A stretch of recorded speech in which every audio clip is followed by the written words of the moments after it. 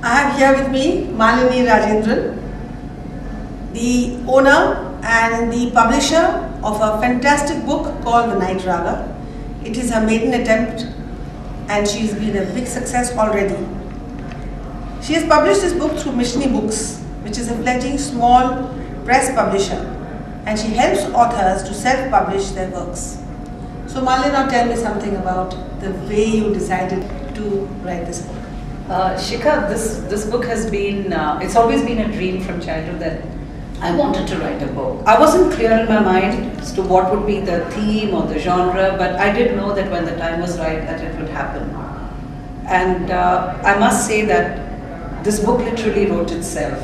It was from the very inner core of my being, and there was a compulsion and it sort of forced me to come out with it.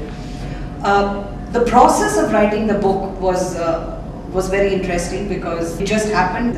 The title just appeared out of the blue, and quite honestly, there was this film that was playing out. I believe you wrote it in 7 days. Yes, actually, well, I can tell you it was 7 traumatic days because it scared me, because it wouldn't allow me to do anything else. My family is put up with a number of burnt dinners and burnt over milk. It was something that just wouldn't let go of me, and in 7 days this entire story played itself out. Why have you titled it with the Night Raga? Every author draws on their life's experiences. I come from a family that is extremely musically inclined, and I've gone through life seeing the musical aspirations of good musicians in my family dying natural deaths, because music is not considered a profession that you would my age. Of course, now musicians getting into music is a completely I don't different think it should be a bar in any case.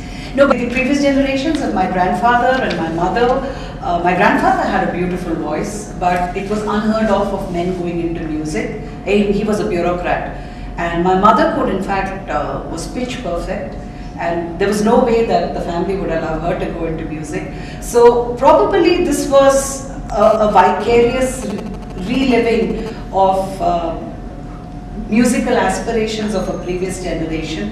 What aspect of music does this book talk about? Well, music is a universal language. Music transcends barriers. Music transcends dimensions.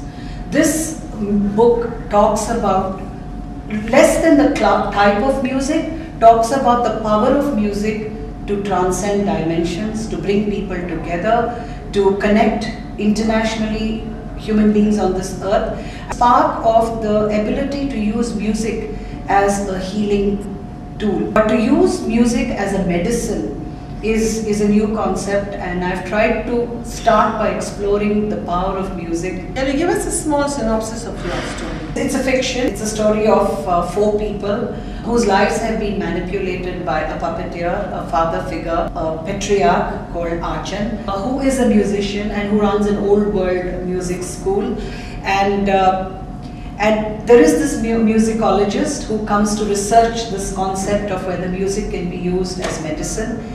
And in the process, he meets 4 people. One of them who got the power in her to transcend music into different dimensions. And at the end of the day, it's about how we are all connected. They are people from different nationalities, different backgrounds, different talents. And finally, the father figure in the story relents and makes things right, having caused a lot of pain to a couple of the characters. Which people should read it now to find out all the other things behind the story. Yes. So, ladies and gentlemen and friends, I think we conclude here, and all must read this book. So, happy reading. See you. Thank you.